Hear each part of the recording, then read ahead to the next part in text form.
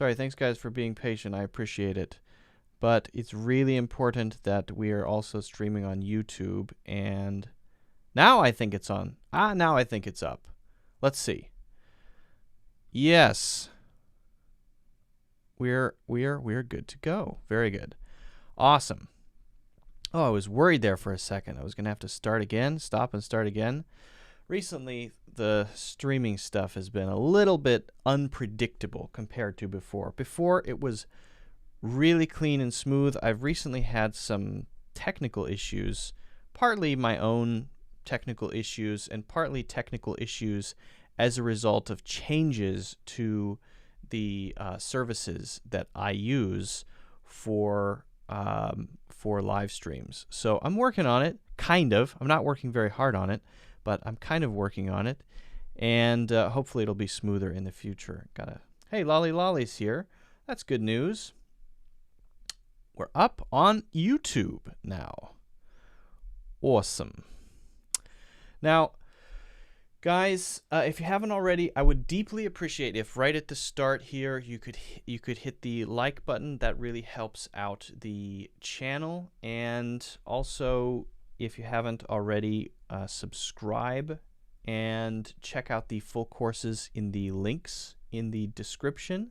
Now, the full courses are basically on various topics, not only topics, but various areas. For example, how to think in English, pronunciation, and they're full courses. The shortest courses are 3 hours long.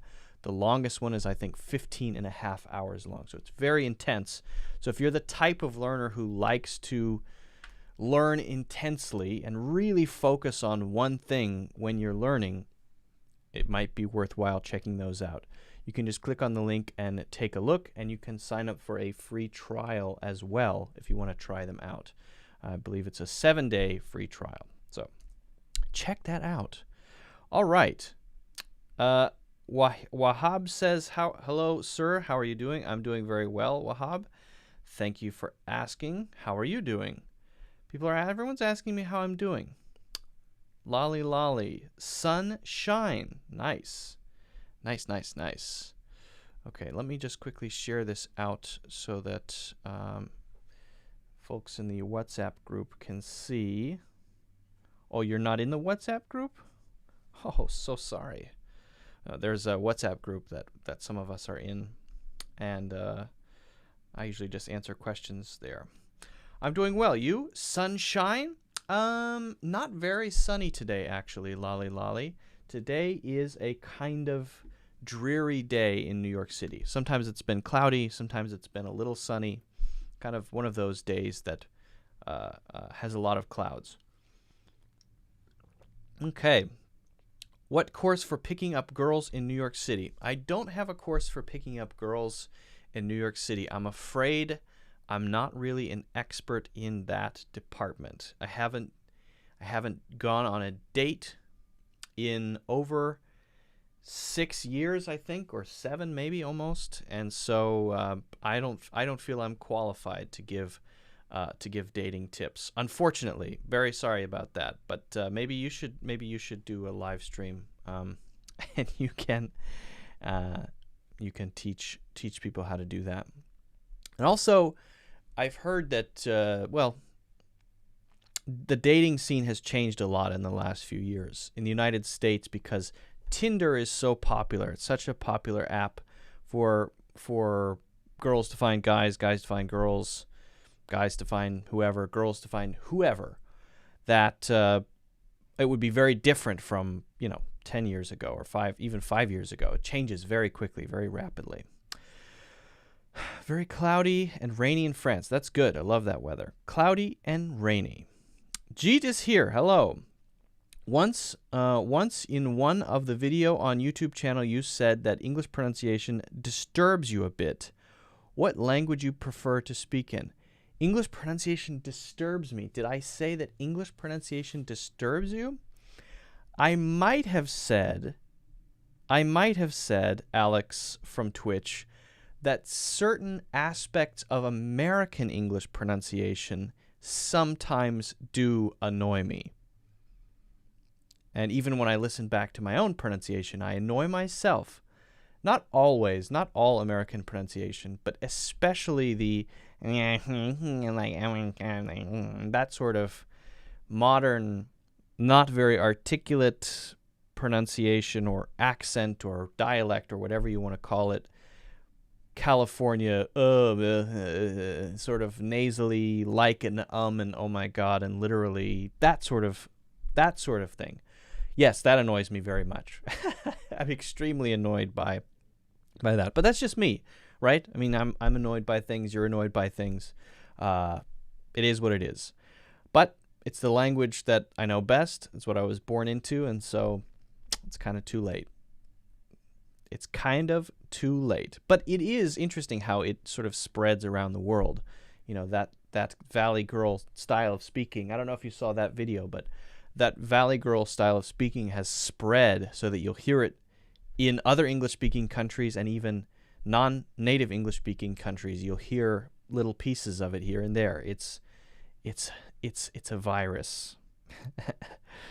What WhatsApp group? I mentioned it. I shouldn't have mentioned it. There's a small WhatsApp group that I opened a long time ago, and for a long time it has not been open. So it's just sort of a small group. Some of us are there. Fernando says the California accent is annoying. Yes, it is, isn't it? It really is. And it's even gone into areas of even if you work in a big tech company, you still hear it everywhere. I was listening to a meeting that my wife was having earlier today with some people in finance, and there was a lot of I think like if we were like, that sort of thing. Even that is kind of it kind of annoys me a little bit. It's seeping into the language so that maybe in 30 or 40 years that will be considered normal English and something else will be considered annoying. Maybe it will just be nose sounds. In 40 years, what will be considered annoying will just be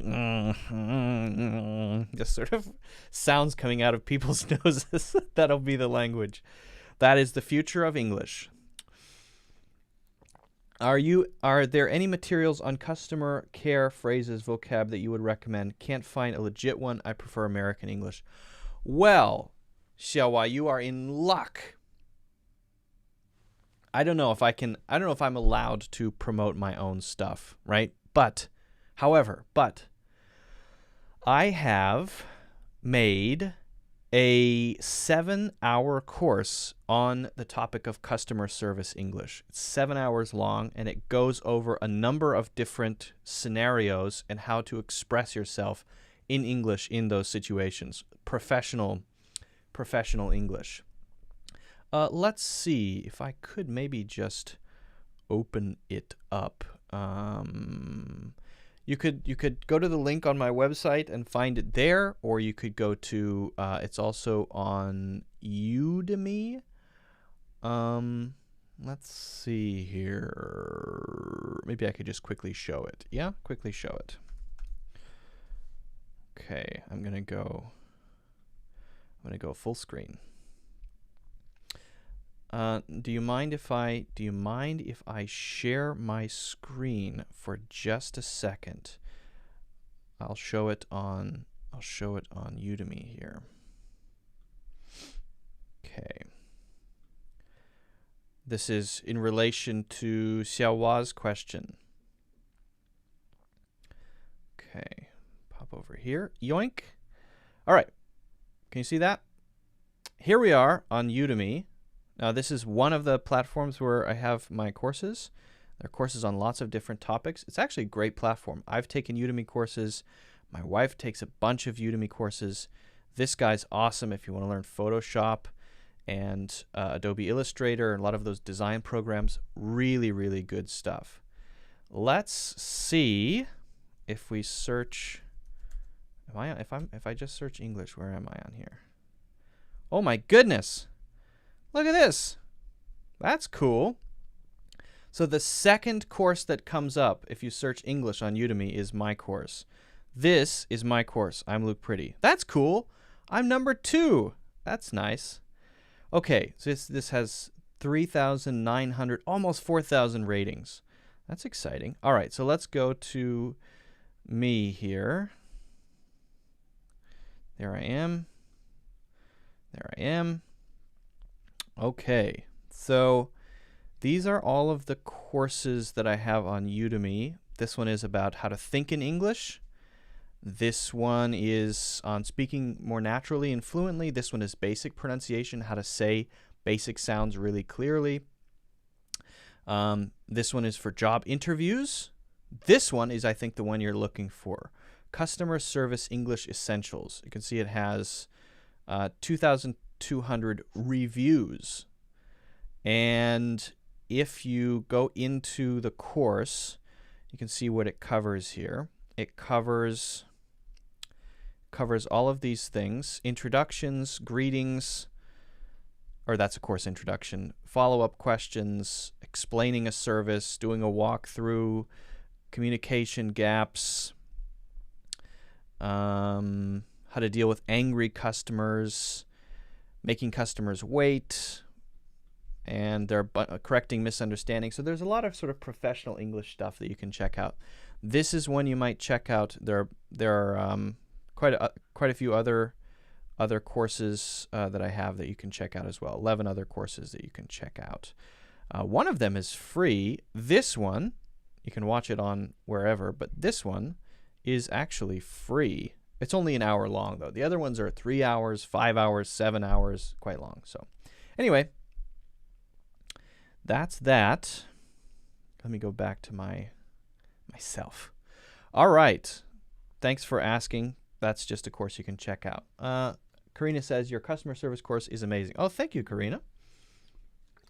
Karina actually has helped me in producing one of my courses that is not out yet, but will be. She was a tremendous help, probably more than she realizes, in one of the courses that's coming up. I'm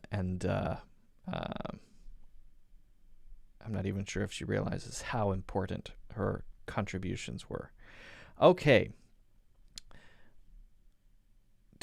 I feel like you're grading your English. Grading. I'm not sure what you mean by grading there, Corey.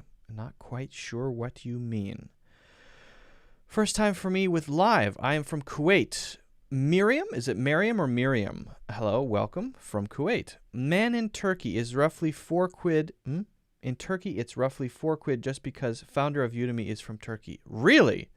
Jeez, that's pretty cheap in Turkey. Wow. Perhaps too cheap? Okay. Well, what I'd like to do, you guys can work on questions. If you have any questions about whatever, let me know. What I'd like to do is talk you through something that I've been wanting to talk about for a long time. Something that I think can really help for those of you who feel like you want to practice speaking more and you don't have the opportunities to speak more. I want to give you a way to do it that I think is very powerful. Could be very powerful if you use it correctly. Alex,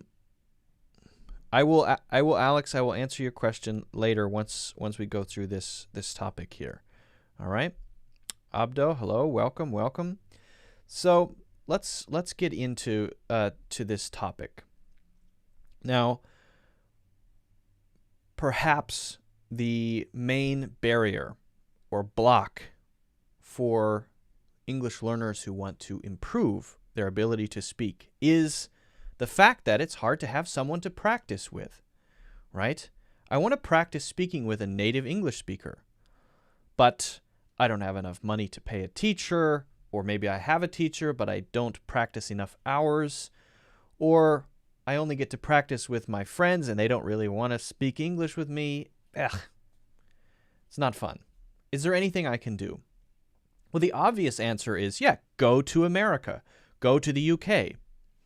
But that's not a great answer either. One, because that's not realistic for a lot of people. And two, because even if you do, it's easy to not really interact that much with native English speakers. Even if you live in America, there are lots of people who go to America to live for 5-10 years And somehow they're able to not really communicate that often with native English speakers.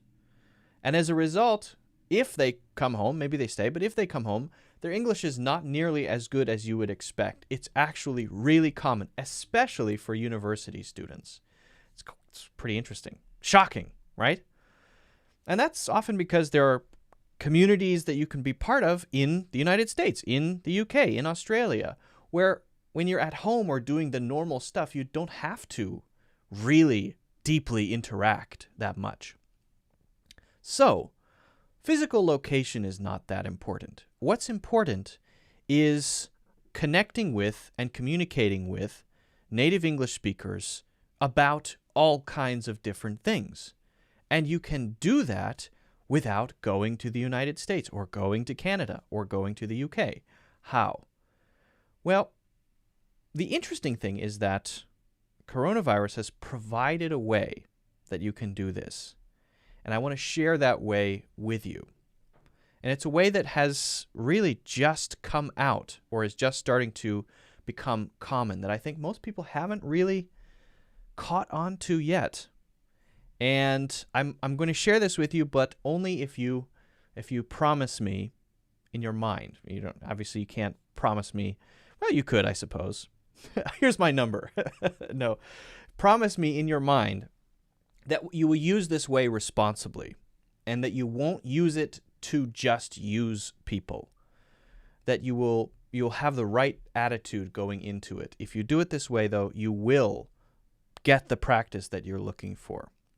And that way is to join a small community of people who have the same interest or interests as you.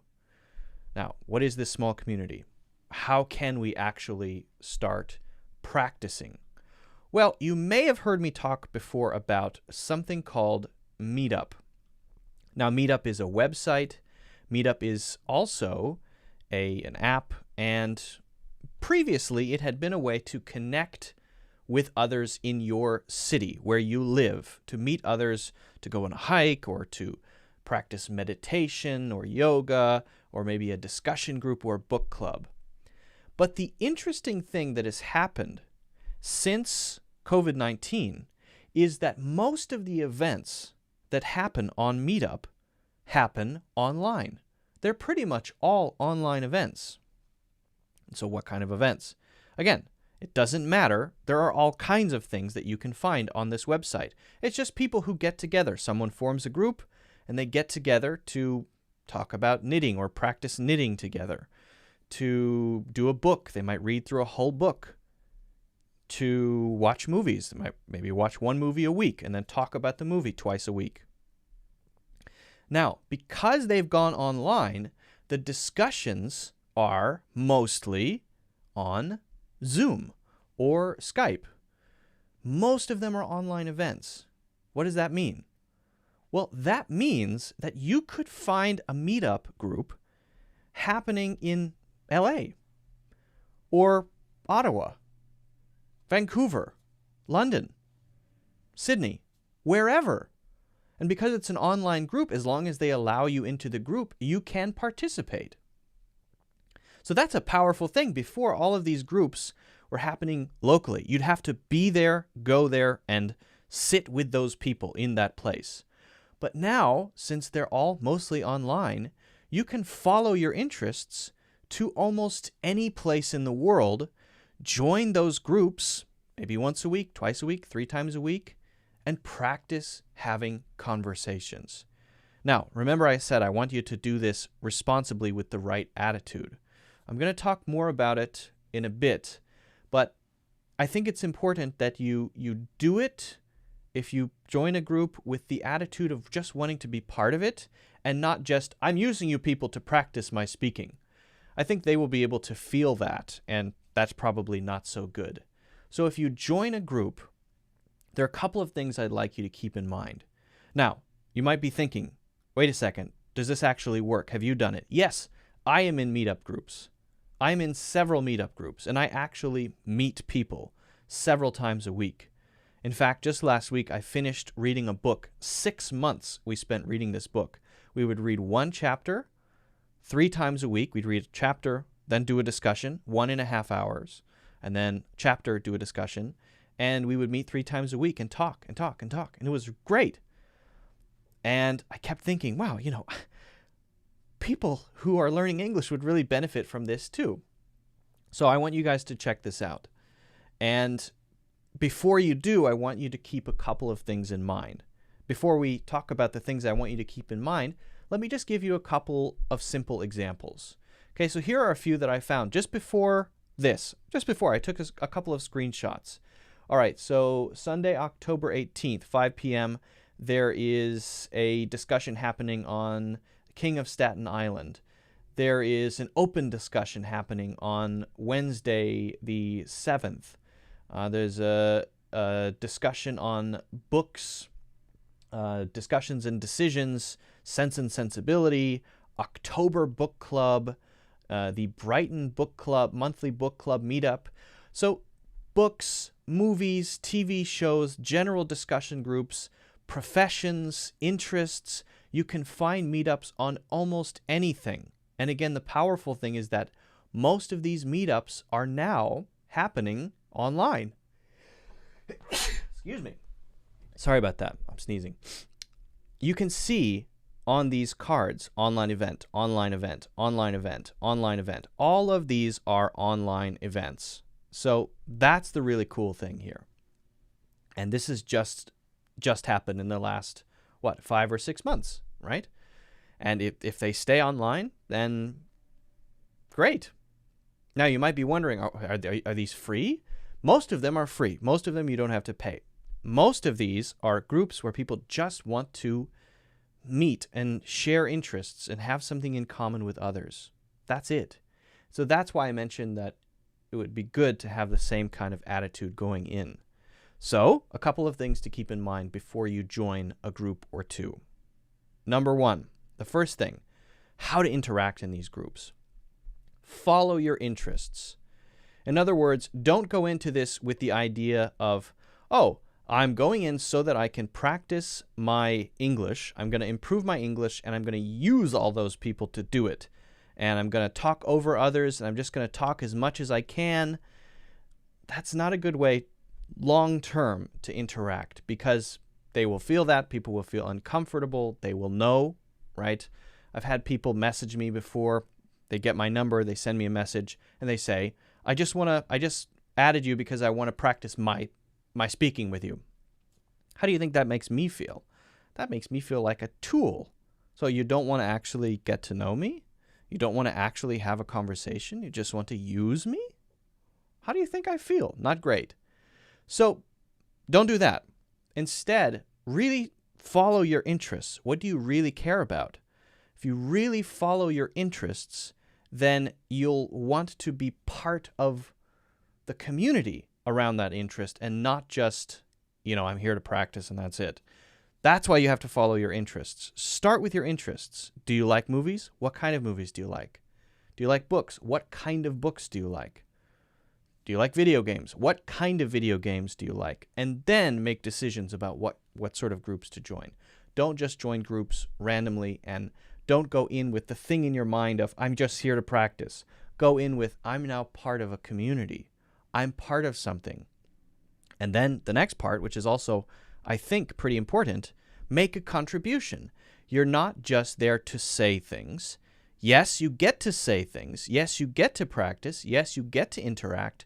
But you're there to listen. You're there to add value to the discussion. You're there to think about what others are saying. And then when you have something really interesting to share, you're there to share that, right? So that's a different way of looking at it, right? You're looking at it from the perspective of, again, being part of a community, being part of a group, and really interacting with people in real conversations. And if you think about it in that way, it could be really valuable, and others will love that you're part of their community, and the rest of the group will love that you're part of the group. Okay. The next one, the last one, is follow the conversation. Follow the conversation. What does that mean? Follow the conversation really means you have to go in with the idea that it's not about any one person. It's about the whole experience for everybody. As I said, I've been doing these meetup groups online for the last 6 months, and that's one of the things that I've learned. At the beginning, I kind of went in thinking, oh, let's see how this goes. I just want to share my ideas maybe. Then what I realized doing groups is that, hey, actually, this is about us learning together, us experiencing something, sharing something that's important to all of us. And as the conversation goes along, if one person really has a lot to say because they're an expert in this area, or maybe today one person seems like they have some really good points, and I just want to listen today. Maybe I will. Maybe today I'll just listen. Or I might just contribute here and there. But I'll really follow the flow of the conversation and get into the culture. And that's, I think, really important. So my suggestion is start with, what are you interested in? Then, once you find what you're interested in, find some groups. Join a group that has probably at least 20 members or more and fits your time zone. Once you find that, then go to a meetup, attend. Maybe the first time just sit back and listen, or introduce yourself, say hi, and listen, and try to get the feeling for the culture of the group, because every group has its own little culture. Then once you get a feeling for it, then you can start sharing your views, depending on how you feel that day, depending on the topic, whatever it may be. And slowly work your way into the group community so that it's a long-term thing and the group really values you as a member. That's my suggestion. And if you do it that way, you will find the value of also being able to practice your English for free without paying, right? That's great. A great advantage to you. And also a great advantage to everyone else, because everyone has something valuable to share. And if you're able to share what you think, share your insights, your perspectives, people will benefit from that as well. So check that out. If you haven't already, guys, make sure you like. Don't forget to subscribe and check out my full courses in the links in the description. Okay. All right. Sorry about the sneeze there in the middle, guys. It happens. Okay. Alex says, by the way, there are groups who's learning English as well, but mostly there are Asian folk. I don't know much about the English learning groups, but I would say, you know what? It's not that necessary. Why do you need to be in an English learning group? In fact, you might be held back by an English learning group, where it's just, if you go to an English learning group, it might be just about English, you know? I don't know, it sounds kind of boring to me. But if it's about other stuff, it's about other topics, and especially it's something you're interested in, that could be really interesting, right? So I would encourage you to start with your interests and then go from there. Luba says, I love our group. Thank you, Luke, for creating it. Yes, we have a group, but our group we're not a meetup group. We have a WhatsApp group.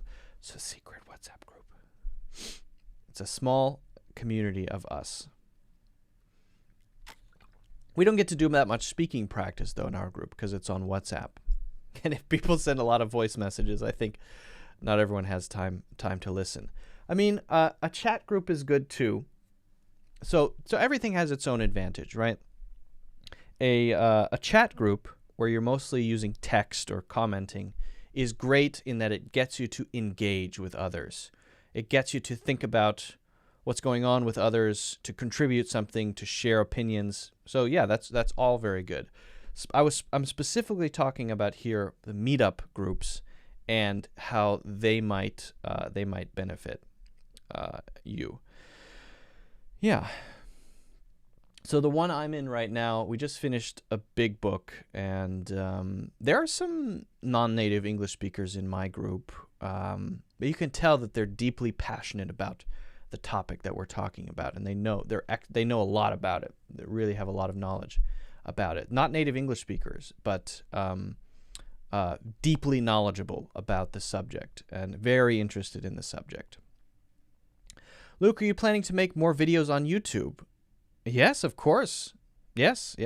I've been posting YouTube videos. I've posted a YouTube video every single week for the last 4 or 5 years. So I don't plan on changing that anytime soon. And I would actually like to start posting twice a week pretty soon. Perhaps next year. The group that Luba's mentioning, it's not like it's a top secret group, but we stopped kind of promoting it a while ago just because I don't know why. I can't remember why now, but it's a nice size. I don't know. I can't remember. I forget. Let's see if we can check out some. Let's do this. Go to Meetup.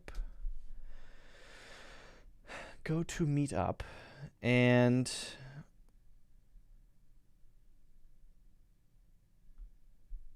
do some searching for groups. Can I? Okay.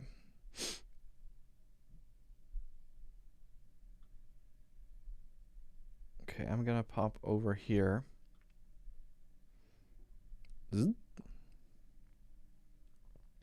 So here's Meetup. Here's the website. Let's see. Playing with Panarchy. I have no idea what that is. This is New York City groups. Storytelling. Okay. These are all online events, though. 10th annual Virtual Death Cafe, New York. What is this? Virtual Death Cafe, New York City. What the heck is this about? What? This meetup will be on Zoom. Write down the URL. Okay. Terrific conversations going on at Death Cafe, New York City. If you would like. What is Death Cafe?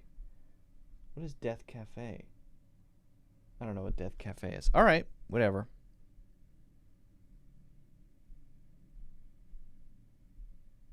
Slightly weird. Slightly weird. All right, let's search something. Let's search documentaries. Search documentary. Oh, and I'm going to search Los Angeles.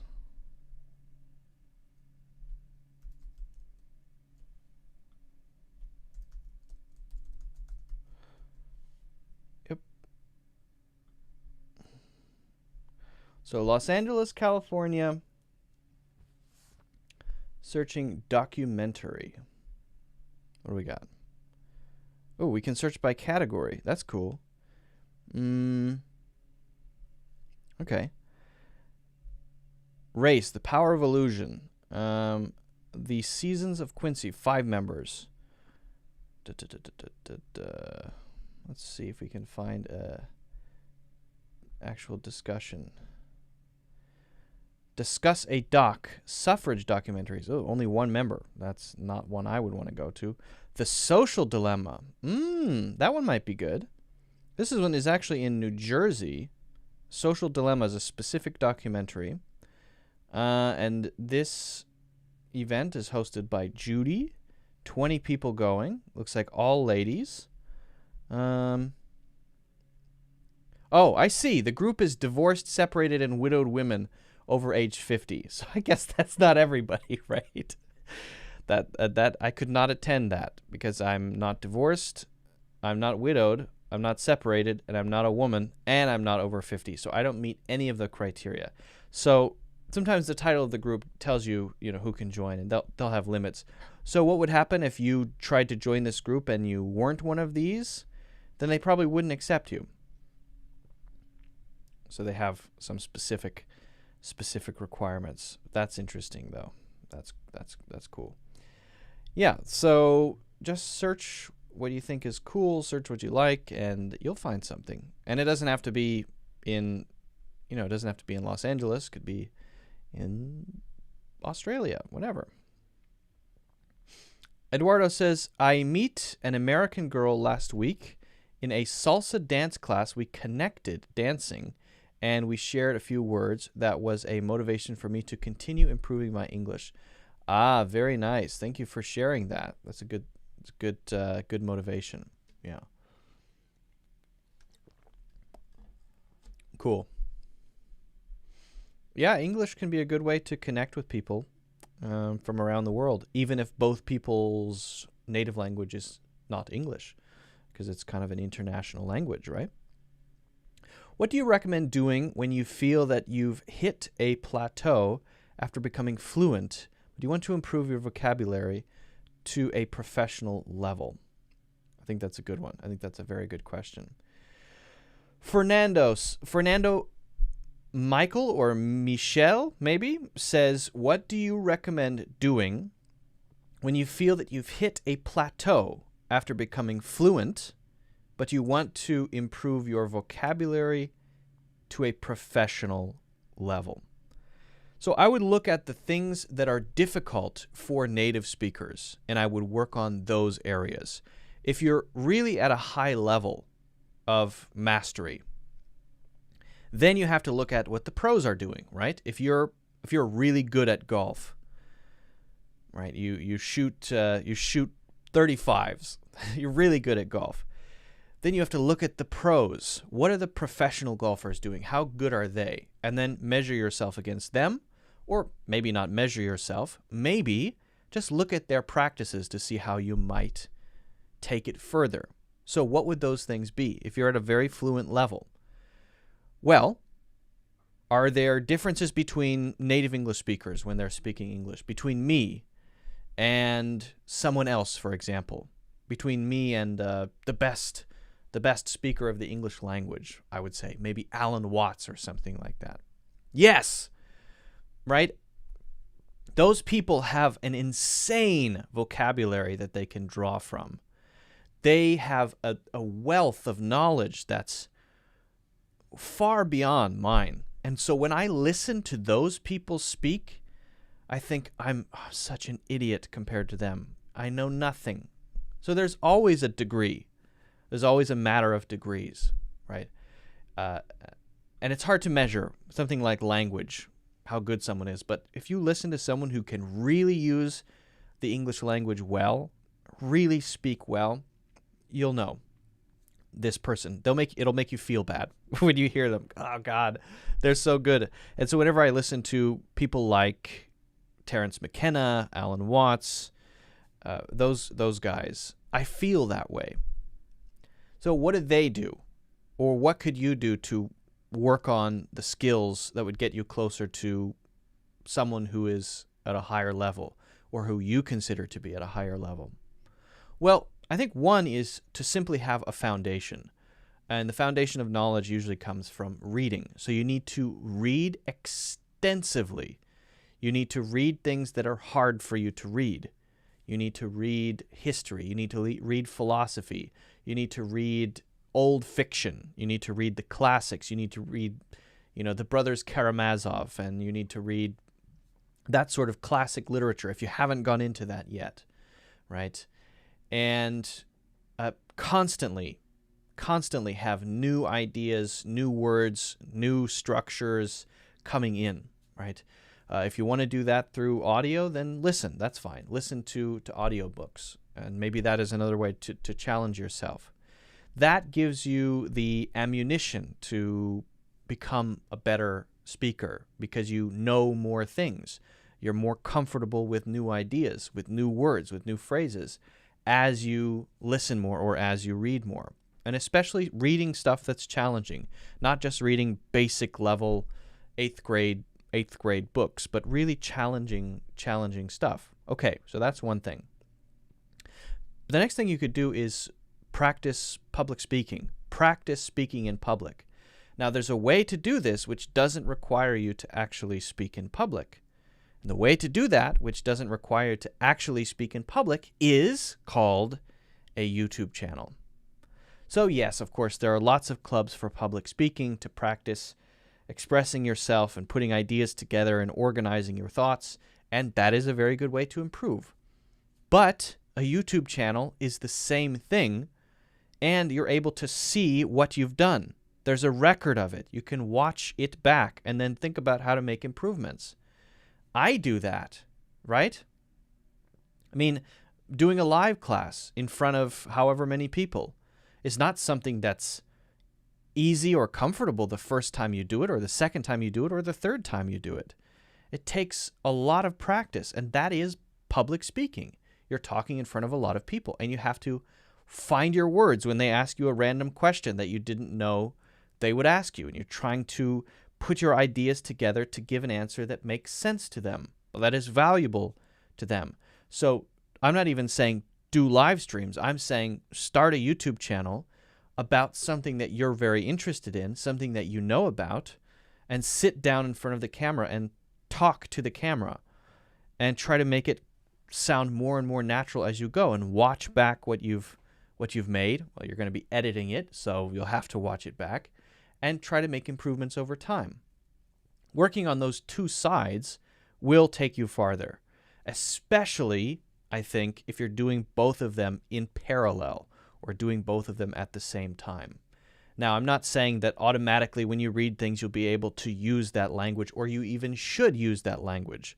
You know, you don't want to talk like a novel from the 1800s, but it's part of the landscape or the bedrock of English-speaking culture, let's call it, or the English-speaking world, and that still can inform or help you build up your sort of foundation of language that you can then use when you're speaking. So those would be my two recommendations. And it, of course, depends on what issues you feel you have and what things you need to work on most. For example, if you struggle with listening and you're better at reading, then I would strongly encourage you to listen to audiobooks, listen to podcasts instead of reading, because that's going to challenge you in that area. Usually, my rule for improving in any area is what's hard for me now. If something is easy for me now, then doing the thing that's easy for me now is not going to make me better at that thing, really. But if I turn to the thing that's very challenging for me now, that's not easy for me now, then struggling against it is going up a hill, and after I struggle against it for quite a while, I realize that I've made progress, and I look down on where I used to be. I'm at a higher point. Wow, great.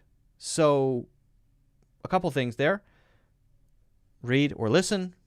Practice speaking by making a YouTube channel or something like that, some sort of channel where you're communicating your thoughts publicly that others can see. That's very important. And then choose whatever is hard for you. Pick the road of most resistance to travel down, and you'll make progress much more quickly. So I hope that answers your question, Fernando. Guys, if you haven't already, make sure you hit the like button. Don't forget to, of course, subscribe and check out my full courses in the links in the description. All right. That's a good question from Fernando. I like it. I like it. Look what about the Cloud English t-shirts? Oh, what about the Cloud English t-shirt, says Nelly. What about it? Where's my... I have it. I wear them. Sometimes they're there, sometimes they're not there under the videos. If you guys want a shirt, let me know. I'd be happy to send you a shirt. I would be happy to send you a shirt. Hey there. Let's see. What else do we have here?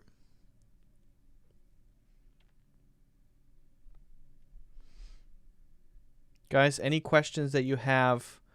Morpheme and morph.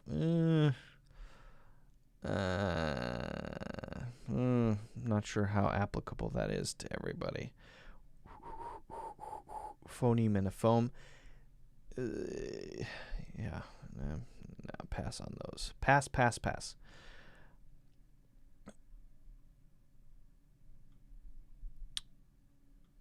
I need a partner to practice the language especially in conversation, go with the meetups.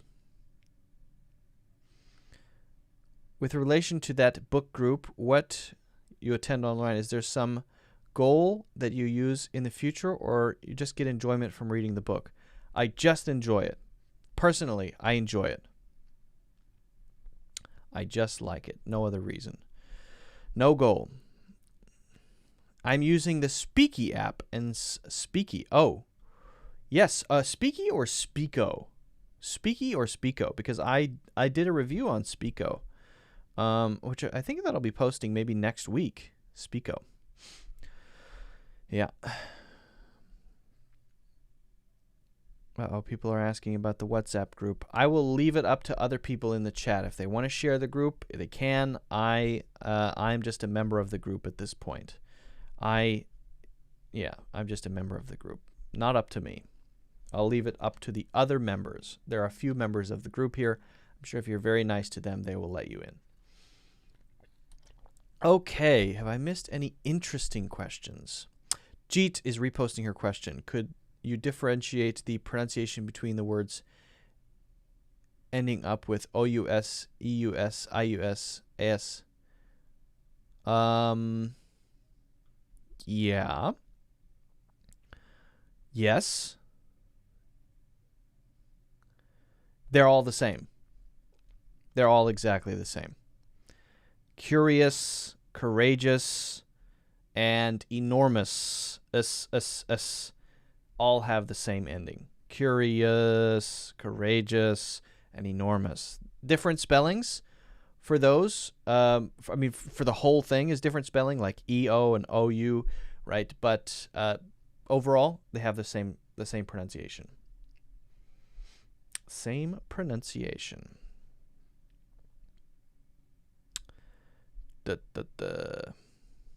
Okay, what else have we got here?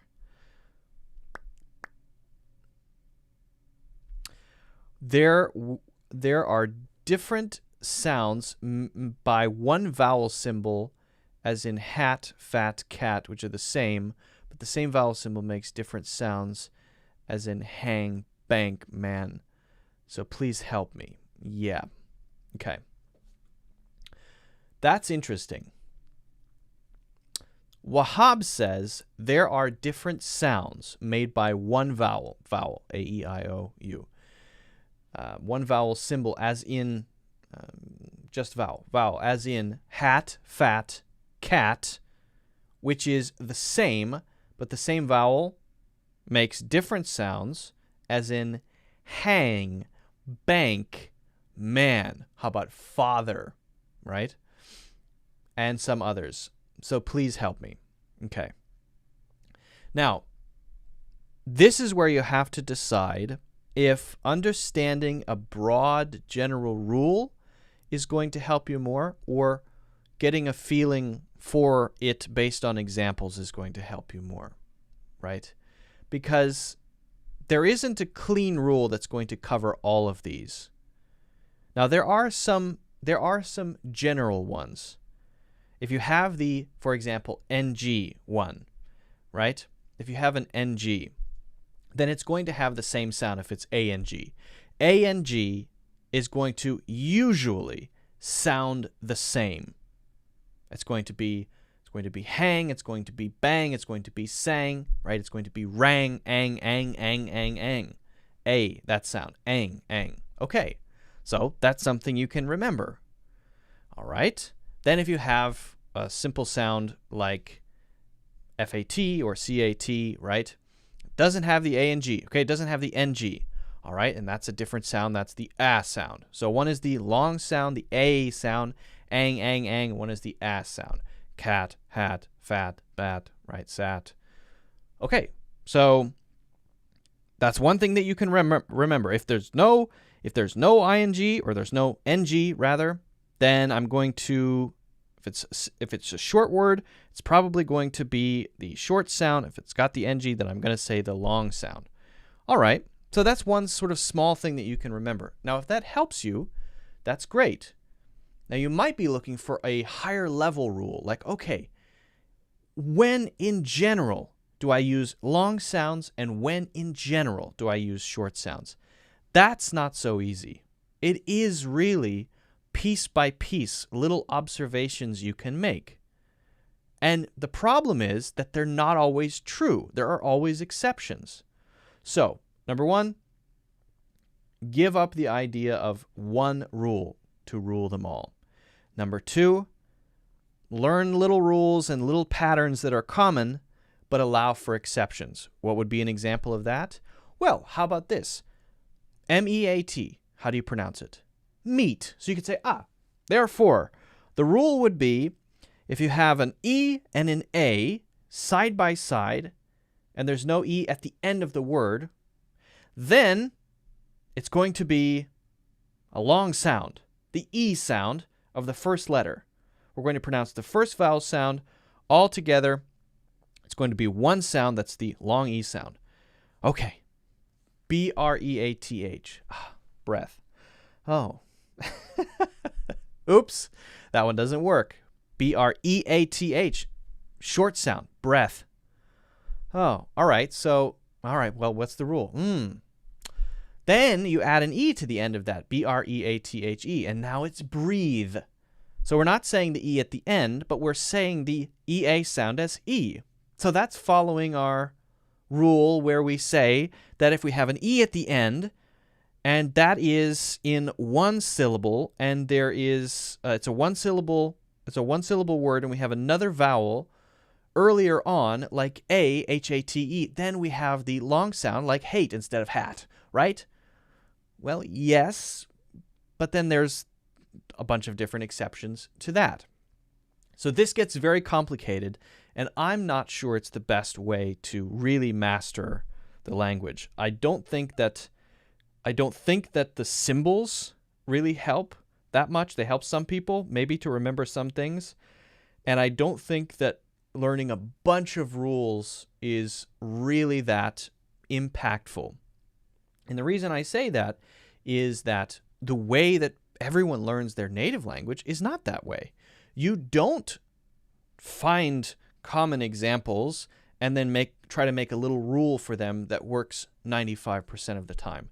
You don't do that when you're learning your native language. What do you do? What you do is just learn each one naturally, automatically, through endless repetition, through repeating sounds and listening to sounds and conversations and hearing yourself and hearing other people. It's this process of input and output that happens constantly, and it happens so much that eventually you land on the right pronunciation for where you happen to live. And I say where you happen to live because in different places, different pronunciations are natural. For example, in some places, B-E-T-A would be pronounced beta. But where I come from, B-E-T-A is pronounced beta.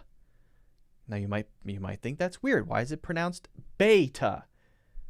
Well, I don't know. I don't know why it's pronounced that way. It just is. And because I grew up in a place where it was pronounced that way, and I've heard it 1,000 times, and I've said it 1,000 times, and it's come up in 1,000 conversations, or I've seen it in 1,000 YouTube videos, that's how I say it. So I favor the swimming in the ocean approach.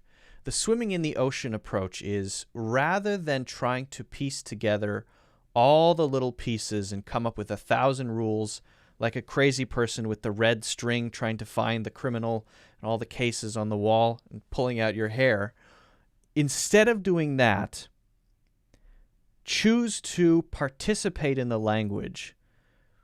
Have native English-speaking friends. Join meetup groups, as I've mentioned in the past. Read a lot. Listen to a lot of podcasts. Consume media. Watch movies. Watch movies with subtitles. Watch movies without subtitles. Read articles online. And I know that's not the pronunciation, but still, it's part of this process of swimming in the ocean. Swimming in the ocean is input, of course, but it's also output. It's you expressing yourself and getting feedback based on how you sound to others or how others react to you. It's this natural flowing process. And that process has many more benefits than just mastering the pronunciation of this sound. That process has the benefit of giving you insights into the culture, giving you the ability to use words and phrases totally naturally without thinking about it, right? Giving you a sense for maybe how to express yourself in nuanced situations where maybe it could be polite to say it this way or rude to say it that way, and you don't know that unless you really know how people interact in the language in this place, right? All of those things. Very complex. But you get that for free if you jump into the ocean of that language, or at least that part of that language. For example, American English, British English, right? And once you do it for a while, 6 months, a year, 2 years, you start to find that these things that you were struggling with, pronunciation stuff, you get it for free through this process. So that would be my real recommendation. My real recommendation is to not focus too much on, this is different from this. Father, A, maid, A, cat, A, and bank, A. These all sound different. Yes, they do. So be aware of that. That's good. But don't worry too much about the rule. That would be my suggestion. I hope that makes sense, Wahhab. Guys, if you haven't already, make sure you hit the like button. I would appreciate that. Don't forget to subscribe, of course, and check out the full courses in the links in the description. Good question. All right.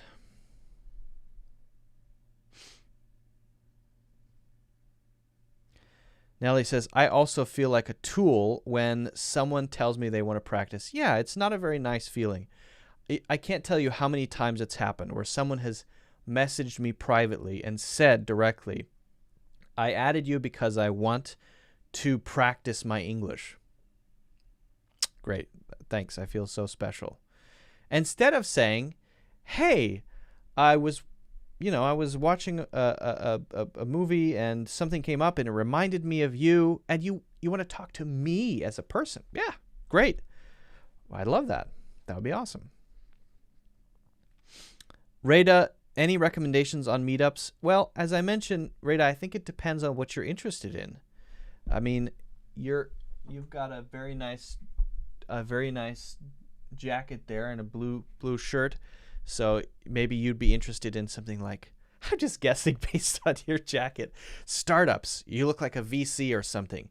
You know, a startup meetup group where you're talking about trends in big tech companies or things like that. Yeah, whatever you're interested in, that's good. Whatever you're interested in. You also got the hair thing. So maybe you're in finance, slick hair. You have finance hair. You've got finance hair, but then there's no tie. I don't know. I'll try not to judge you based on appearances, which I've already done, unfortunately. Last Minute English says, I'll hit that like button. Don't do it. You guys remember Francis? Francis is the guy who I talked with about IELTS.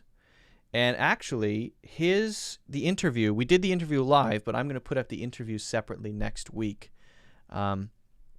If you guys are learning IELTS, you can check out Last Minute English and learn about IELTS and other stuff. Francis is from the UK. I can't understand a single word that he says, but that's because he's from another land, and it's neither here nor there. Great interview, tremendous interview. Trump hands. I'm writing an English essay currently regarding Napoleon. My professor has asked me to use ICUP method to improve my vocabulary. Is that true? I'm ashamed to say I have no idea what the ICUP method is.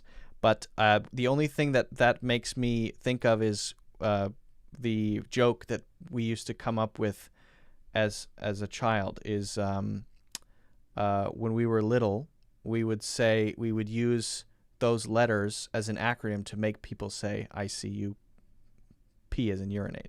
So I'm going to see if that's just a joke and I'm being trolled or if that is a real thing. And I'm kind of 50-50 on it.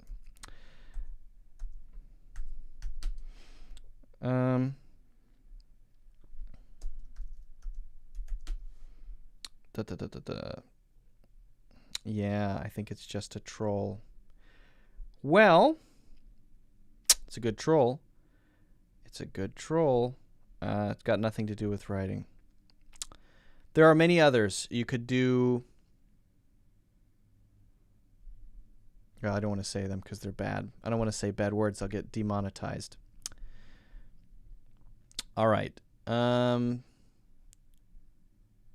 Alexander says, tell please, is the quality of internet connection on those meetups is good? I mean, I think that depends on the meetup, right? If it's good, then it's good. If it's bad, then it's bad. I don't know. The ones I've been in, we've had a couple of issues here and there, but it's not a big problem. I mean, it's not like high HD, high HD or anything like that. Yes, you got me, Matthew. Do you have any others? Do you have any other classic trolls, things you can make me say? I'll say it out loud. I don't even care. It's fine. One time when I was about 12, I called a radio station and I asked the radio DJ host if they could do a shout out to one of my friends. And I used one of those. It wasn't ICUP. It was something else. And they said it on air. And I remember I was 12. I was so excited that I got the radio host to say it sounded like a bad word. It was dirtier than ICUP. And I was so excited that I successfully did that when I was 12. Are you 12, Matthew? All right.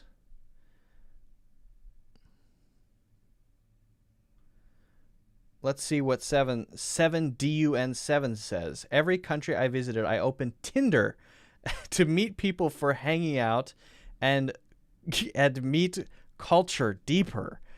I think it is a cool idea for fun. Well, yeah, I mean, yeah. I don't know if there's some suggested meeting in hanging out and culture deeper. I mean, Tinder is specifically for dating, right? Dating and hookups, but not for... Can you make friends on Tinder? I gotta search this. Make friends on Tinder. Maybe they've expanded. Yep, you can now make friends on Tinder. The app launched Tinder Social, which allows users to form groups of friends, same-sex or co-ed, whichever you prefer, to match and meet up. Well, that's good that it's not just for... That's cool. Maybe I should do a review of Tinder as a sort of social meetup app. Okay, cool. I'm sorry if I judged you harshly, 7DUN7. That's pretty awesome. Good idea. I guess it's a new thing though. I found your channel when trying to look for some practical information before my trip to New York City. No, Alex, C-U-P. P-E-E means to go to the bathroom. Poop is not pee. Taking a dump is poop. All right. I found your channel when trying to look for some practical information before my trip to New York City, and I fell in love with your videos. Love your sense of humor. Wow. Thanks, Eliska. How was your trip to New York City? I find it strange that you would travel to New York City. I don't know if it was recently, but strange choice. Not a good time to visit New York. New York now has outdoor dining, but no indoor dining. New York City itself. You can eat inside the restaurants only outside of the city, like in Long Island and I think in New Jersey. But if you're in the city, you have to eat outside. Now it's October and it's getting colder, so who knows what's going to happen there. Times Square, there are so many businesses that are just closed down It's kind of depressing, and I would say New York is a great city to visit, but I would not recommend visiting now. Not at all. Amen says, I have a presentation in English next week. I feel worried about that. Now, this is, I think, it's reasonable to be nervous about a presentation, but I think one thing that really helps, which always helps me when I'm making a presentation, is that nobody cares. Nobody is sitting back really judging you or thinking negatively about you as a person. Most people think about themselves most of the time. So if you realize that and remember that, then it allows you to kind of relax and just focus on what you're saying, right? And also, giving a presentation is not about you. It's about the value that you're delivering to other people. Hopefully, your presentation will move people, encourage your viewers, give them something to take away. That's why people like to watch, for example, TED Talks. We like to watch them because we get a new insight. We get something valuable. It makes us think about something. I think the tagline for TED is ideas worth sharing. Is that right? Ideas worth sharing. And so if you realize it's not about you and you're trying to do something for others so that they have something valuable to take away, and you realize that nobody really cares, and people won't go home after your presentation and have dinner with their family and say, you know, there's a real idiot who did a presentation today. Let me tell you about all of his mistakes. It doesn't happen. It doesn't happen. It rarely happens unless it's really, really extreme, but it's very unlikely. Most people are focused on their own little world, on what they're doing today, on what other people might be thinking about them, right? They're probably thinking, oh, I wonder if they thought I was a good audience member at his presentation. So that has always helped me relax when I'm speaking in public, talking in front of other people. And it's helped me not care so much. And really, not caring so much about what others think is quite relaxing. And other things that I think matter for presentation is, if you're not speaking your native language, to make sure that you know your outline really, really well. If you have an outline and you have it totally memorized and you don't need to look at it constantly, then that'll allow you to focus on how to say what you're going to say, rather than what's the next thing I'm thinking about? What's the next thing I'm supposed to talk about? That could stress you out. That could make you feel more nervous. So focus on getting your outline done and making it sort of second nature to you so that you don't have to think about it at all. And probably avoid memorizing every word of a presentation, because then it's not a presentation, it's a speech. And people fall asleep during speeches. Speeches are boring. So that would be my general advice without knowing much more. Guys, if you haven't already, make sure you hit the like button. Don't forget to, of course, subscribe, and check out my full courses in the links in the description. All right. Have I missed anything from earlier? What's the difference between Yeah.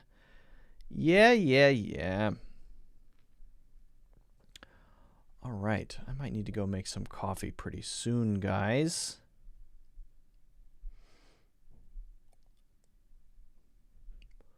What's the difference between road and street? I don't know. I actually don't know. What is the difference between road and street? It can be the same thing, but when I think of a street, I think of something in a town or a city. When I think of a road, I think of something outside of a town or city. That's the image that comes to my mind, but what's the real difference? Road versus street.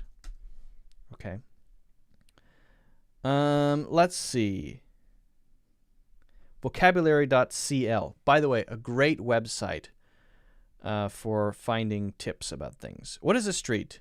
A paved public road that only appears in a city or town, not in rural areas. Oh my God, I was right. I was right. What a shock. What is a road? A route or way on land between two places that has been paved to allow travel by transport. So, a road is more general, and a street is specifically in a town or a city. And a street is a kind of a road. So a road is a sort of a broader term. Wow, interesting. I learned something today, although my general impression was right. Reda, are you in New York City? I heard something about 25% capacity, but then when I went into...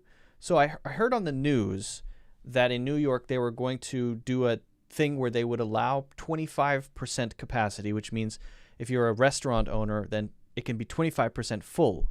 But then after that news, I went to a Korean restaurant yesterday, and they had no indoor seating and only outdoor seating, and they wouldn't let anyone go in. So that made me think, well, maybe they haven't done that yet, or maybe there's a date. I don't know. I'm not sure.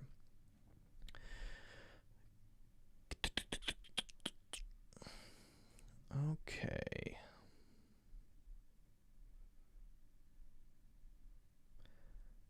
You promised to say about customer service. What is that? Oh, I did, didn't I? I'm sorry. What is customer service? Well, that's a good question, I think.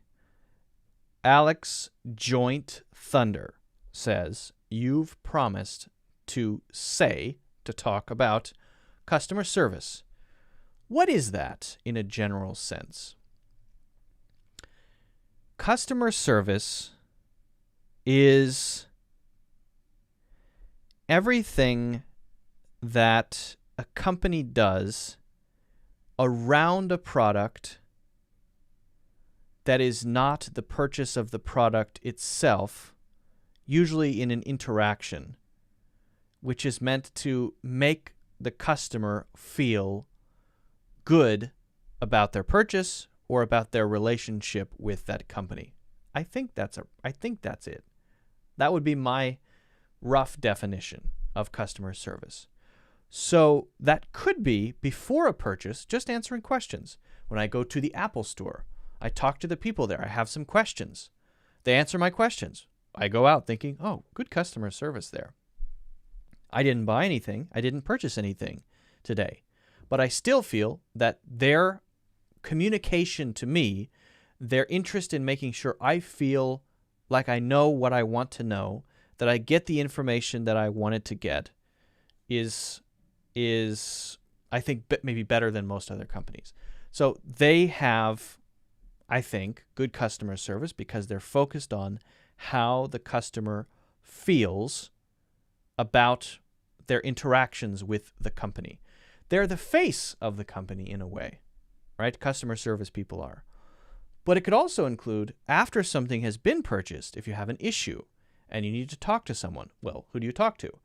Customer service. They're the people who help you with your issue, who make sure that you know the rules about maybe warranties and things like that. And hopefully, whatever issue you're having will be resolved, will be solved, right?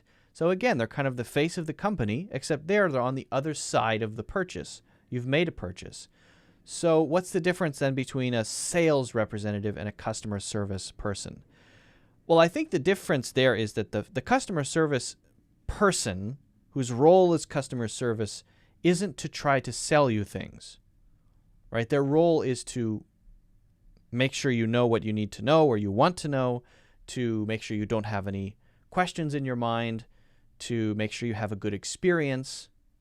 And the salesperson is trying to make you buy things. And that line is not super clear. The sales associate and the customer service representative.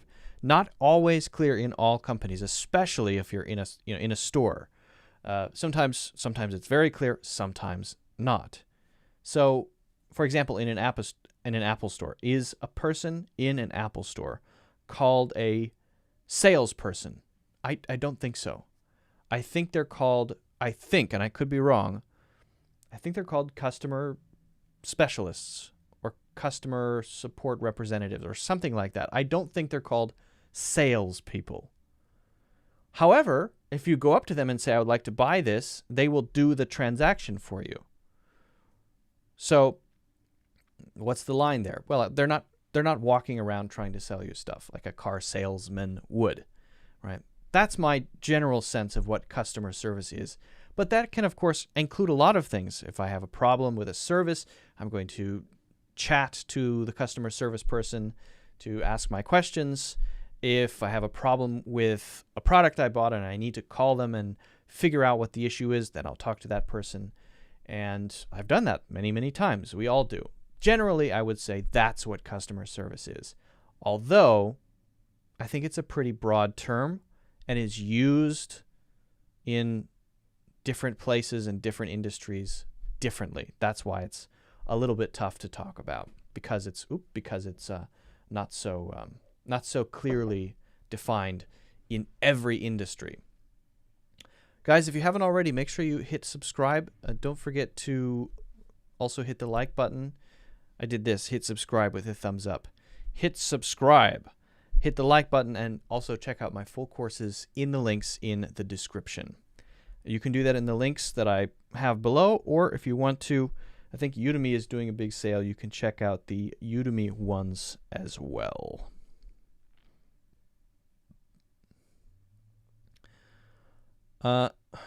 Fernando says, now to this channel, I like your calmness when speaking and way of explaining things. I will check out all your videos.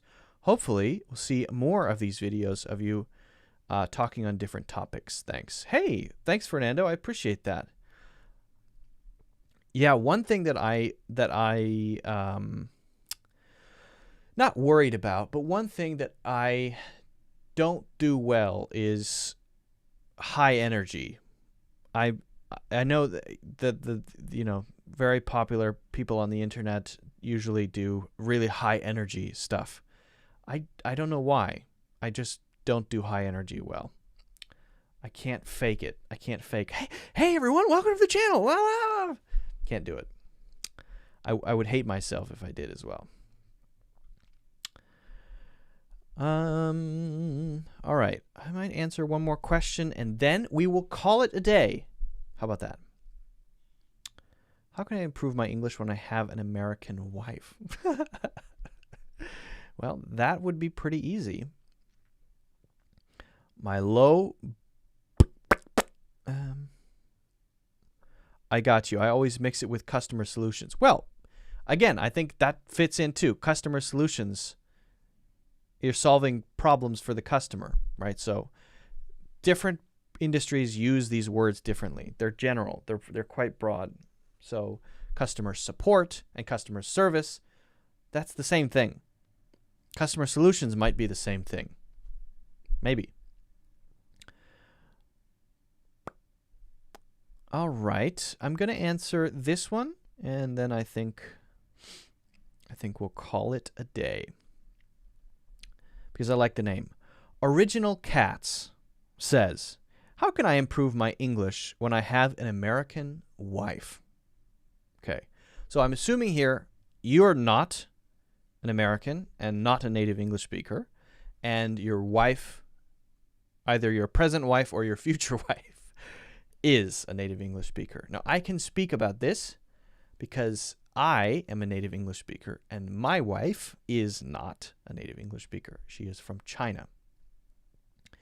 Now, if you are going to be with someone all the time, you will find that a kind of communication culture comes up between you and your girlfriend of 3 or 4 years, or your boyfriend of 5 years, or your husband or wife.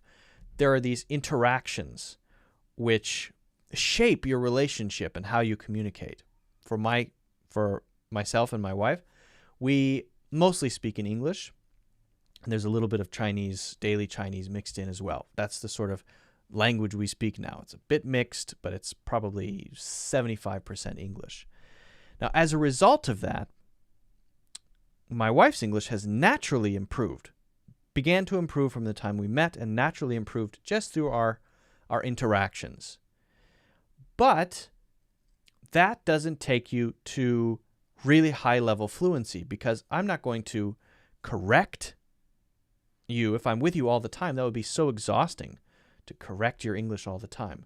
Now, that would work if you had a wife or husband who could correct your English constantly, but that would probably be a strained relationship. That would not be fun for the other person. It would be very tiring. I certainly don't do it. I never do. And so you get to have the interaction in the English language, which over a long period of time gradually will push your English to a higher level. You will get a feeling for new idioms, new phrases, especially as you begin to spend more time with your wife's friends, for example, and her family. You'll have more interactions, you'll have more conversations, and over time, just gradually, it'll happen. But there will be a lot of things that you're not aware of that your wife or your husband won't be pointing out because they don't care, right? I don't care if you use ing instead of the gerund form instead of the infinitive. I don't care. It doesn't matter to me, and I'm certainly not going to correct you because that would be tiring. And you don't pay me. Right? So then the next level has to be to put yourself in a new context that challenges you, makes you feel not comfortable anymore, to push yourself outside of your comfort zone. Once you're with a girlfriend or a boyfriend for a long time, or a husband or a wife for a long time, you get really comfortable and you have your sort of interaction and your language culture that you develop, and it gets really easy and natural. So what you should do then, once you feel comfortable, is to find other ways outside of your relationship, but perhaps related to your relationship, so that you can further push yourself. Now, in my case, that would have been, for example, moving to America. That's a big challenge. Dealing with customer service people, dealing with restaurants and going out and banks and all of these interactions that you have to have was very challenging at first for my wife, and then she got better at it, and now she's really good at it. Getting a job is a very big one. Working with people from all around the world, especially if it's video conferencing and things like that, especially if those people are not native English speakers and everybody is communicating in English, that's a big one, which is going to take you to a higher level. So what I'm really saying is, it's good to have someone to always communicate with in English, but don't look to your boyfriend, girlfriend, husband, or wife don't look at them as your solution to everything. You will make me better at English. That shouldn't be their role in your life, right? That's probably unhealthy. But once you have the level of familiarity and comfort, look to where you can go next. Maybe that's spending more time with their family. Maybe that's spending more time with their friends. Maybe that's moving to their country for a while or visiting their country. Maybe that's getting a job.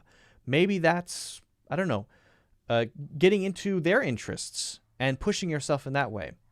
I think the critical thing is to always be pushing yourself.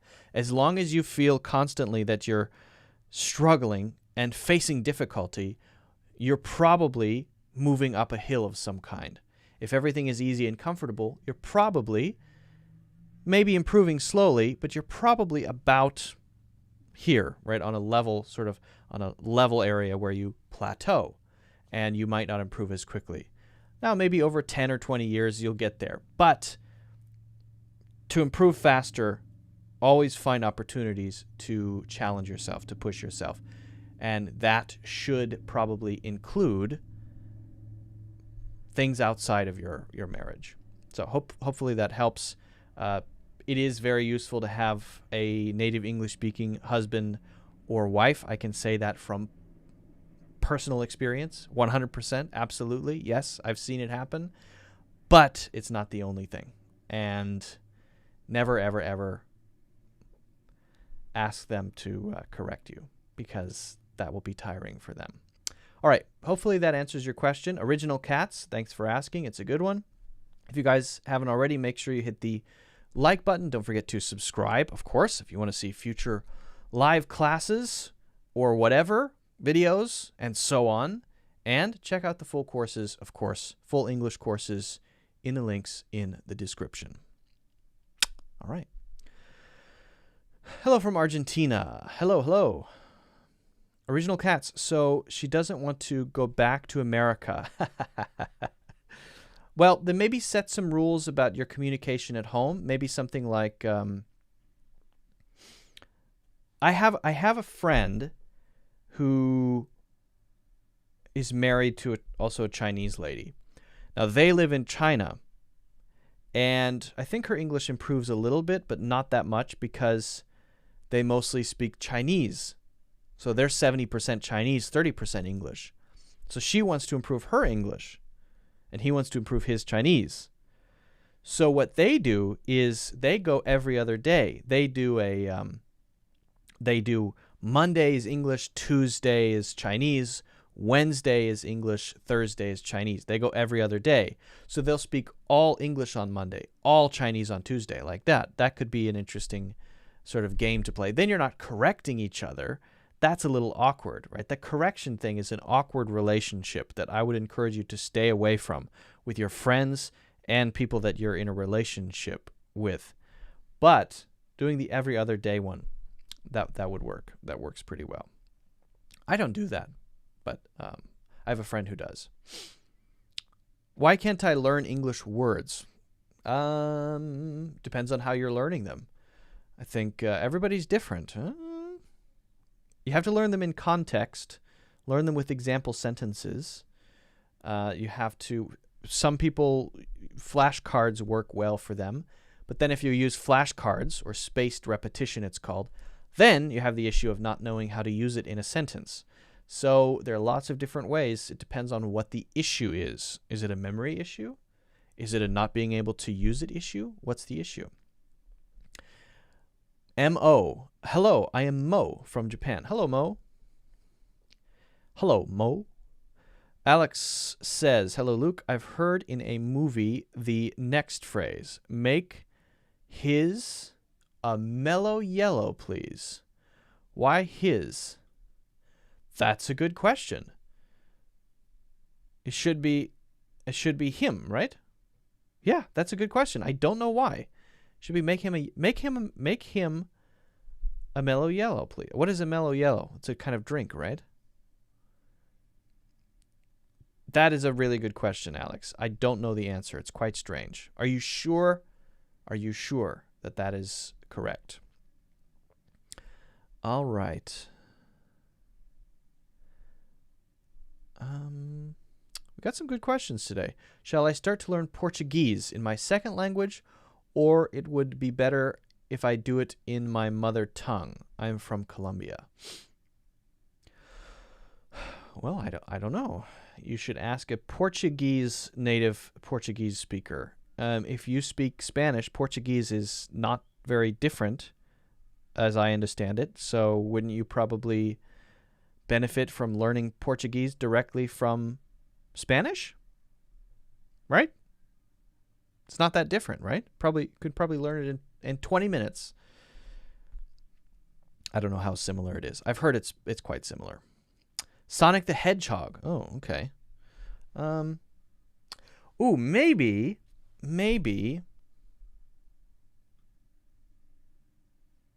I would have to know the whole context, Alex. But maybe you're talking about, let's say there are two people sitting down at a restaurant, right? And one person says, okay, let's say it's me and my wife, okay? And I'm trying to lose weight, okay? And I say to the waiter, I'll have a Coke. And the waiter says, okay, sir, very good, and starts to walk away. And my wife then says to the waiter, make his a Diet Coke. She's trying to change the order a little bit. What's she talking about? His what? His order, his drink. So you're talking about the drink as though it already belongs to them. Someone else is probably changing it. Not me. Someone else is talking about the thing that I ordered. Now that I've ordered it, it's kind of mine now. So we can talk about my thing that I've ordered as a thing that belongs to me, even though I don't have it yet. So if I'm, again, ordering pizza, make his an all mushroom. So there's a pizza that is going to belong to a certain person, and I'm talking about that pizza. I'm talking about that Coke. And I'm naming it as his because it is for that person.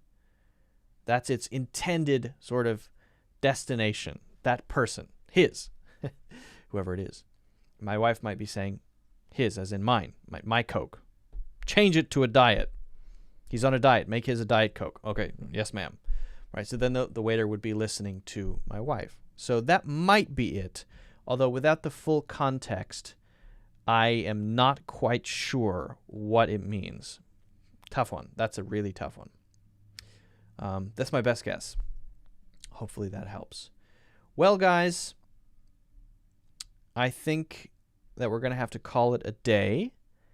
If you haven't already, make sure you hit the like button. Don't forget to subscribe, of course.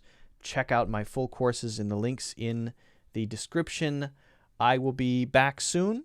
Maybe tomorrow, maybe the next day. Soon, I promise. Soon, very soon, to do another live class. So get your questions ready. Interesting questions are better than boring questions. I will have something to share. Thank you, Lolly, and everyone else for joining, of course. Hey, some new people coming in, but guys, we're just finishing up for today. Oh, same context. Well, I was right. Okay, cool. Then that makes sense.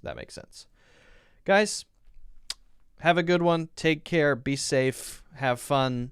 And I will see you soon. And thanks for watching. And see you later. I'm going to go make some coffee. Coffee.